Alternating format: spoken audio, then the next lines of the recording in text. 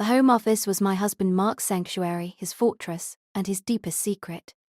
For 8 years we'd shared our lives, our bed and our finances, but one small, unassuming drawer in his antique mahogany desk remained stubbornly, aggressively his own. He always kept it locked, and if I even walked too close while cleaning, he'd snap. A sharp, unwarranted reaction that always baffled and annoyed me. It was just another quiet Tuesday afternoon. The sun was streaming through the bay window, casting golden dust motes in the air. I was in the kitchen, making my usual iced tea, listening to the predictable, rhythmic tap of Mark's keyboard from down the hall. Everything felt domestic, safe, and peaceful. Then, I heard him shout from the garage, "Honey, I'm just running to the hardware store." Back in 20. I walked past the office 10 minutes later, heading to the laundry room, and that's when I saw it. The faint, barely perceptible gleam of the lock mechanism on his bottom desk drawer. It was pulled out just a millimeter. It was unlocked. I'm Sarah. I'm a high school teacher, and my life has always been built on trust, routine, and clear expectations. But what I discovered that day forced me to confront the terrifying reality that the man I slept beside every night was a complete stranger. Tell me, where are you listening to this story from? I hope wherever you are, you're safe, because mine is about how quickly safety can turn into suspicion. The tension around that locked drawer had been a small, sharp edge in our marriage for years. I knew I shouldn't snoop, but his behavior around it had gone beyond simple privacy. It was paranoid. Once, a few years ago, our niece had accidentally bumped the desk during a holiday visit. Mark had reacted with such disproportionate fury, yelling and slamming the drawer shut that it silenced the entire house. He always claimed it held sensitive client files. Mark worked as a freelance financial consultant, an occupation that sounded legitimate, if vaguely complex. I convinced myself it was just part of his professional paranoia, a necessary measure to protect confidential data. I should have pressed him harder. I should have seen the lie in the cold sweat on his brow. When I saw the unlocked drawer that day, the curiosity that had been bubbling beneath the surface of my marriage for nearly a decade erupted. I hesitated for a full 60 seconds, staring at that small, dark opening. Then my gut took over. This wasn't about snooping. It was about finally answering a question that had eroded my peace. I walked into the office, the silence of the empty house pressing in on me. The air smelled of old wood polish and Mark's strong, masculine cologne, the scent of our safe, ordinary life. I knelt down, took a breath, and pulled the drawer open.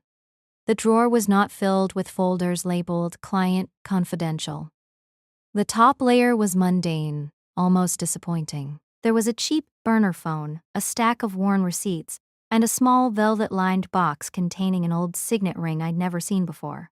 For a moment, I almost closed it, chastising myself for breaking his trust over this collection of junk. But beneath the receipts, tucked into a rigid plastic sleeve, was a folded-up photograph. I pulled it out. It was a picture of Mark and another woman taken perhaps a year ago. They were sitting on a park bench, laughing. The woman was beautiful, younger than me, with bright, distinctive red hair. My heart squeezed with the sickening, predictable pain of betrayal. An affair. The great, terrible cliché. I felt the shock turn into the familiar, cold shame. This was what he was hiding. I stood up, gripping the photo so hard my knuckles turned white. I was already formulating the confrontation, planning the divorce, rehearsing the arguments. I felt the full weight of the emotional spiral. Shock, shame, anger. But that wasn't the worst part. I tossed the photo back into the drawer, preparing to leave the office, when my eyes caught something else in the dark corner. It was a small leather-bound journal, about the size of my palm. It wasn't a diary, it looked like a ledger. I pulled it out and flipped it open.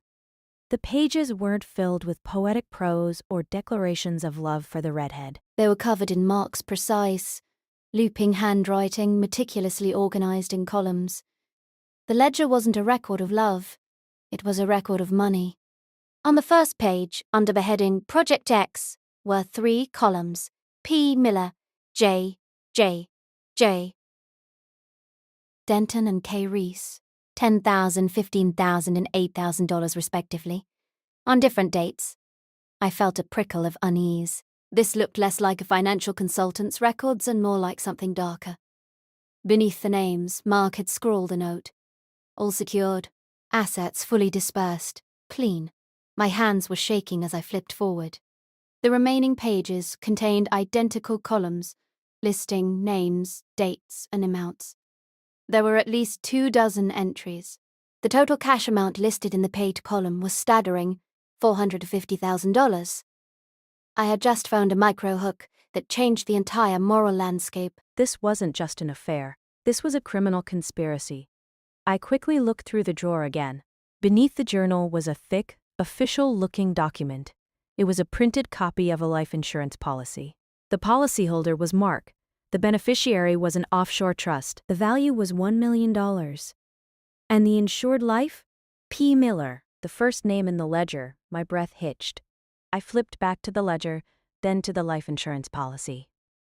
Miller, dated April 20th, 2022.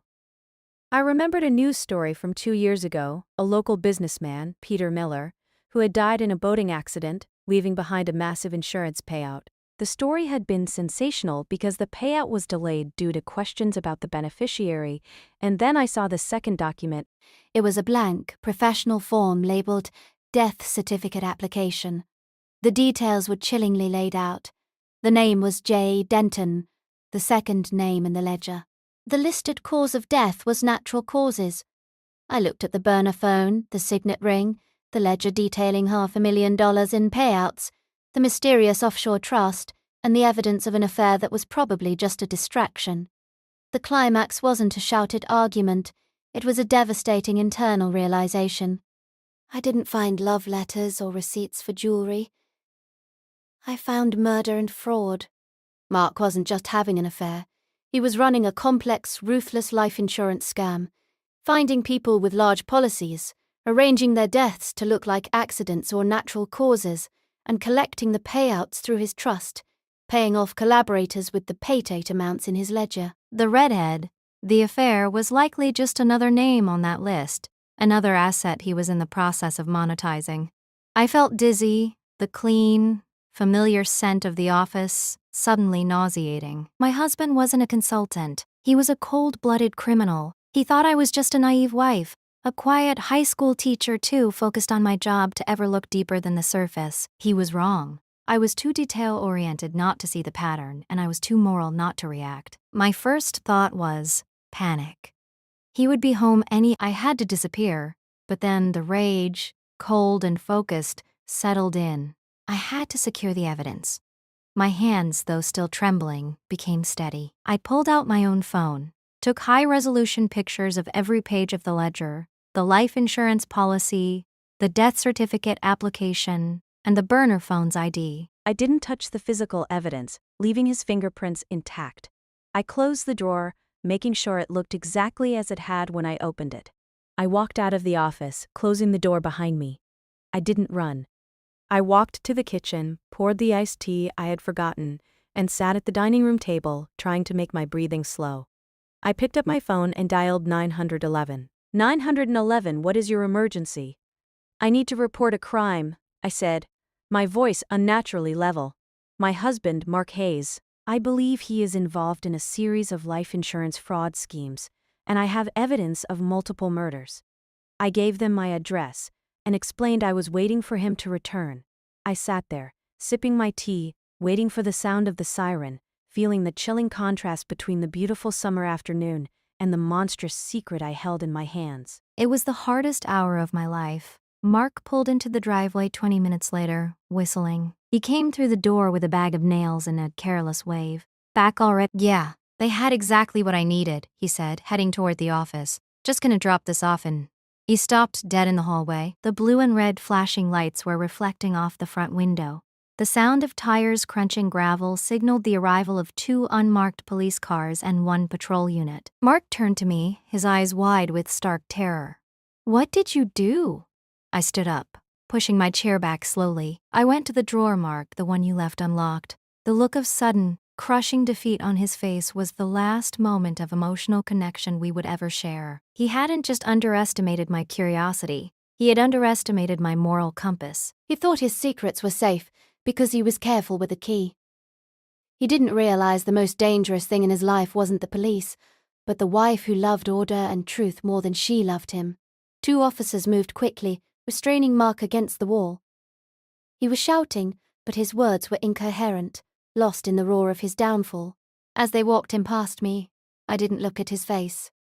I looked at the hands that had touched mine, the hands that had betrayed the sanctity of our home, the hands that were now in cuffs. He thought he could use me and our marriage as a cover for his atrocities. He thought I was blind, naive and too sentimental to ruin his life. Now, he's the one no one will ever visit. I ended up losing my husband, but I gained back my life, and more importantly, my morality. And that's when I realized, sometimes, the greatest act of love is also the greatest act of justice.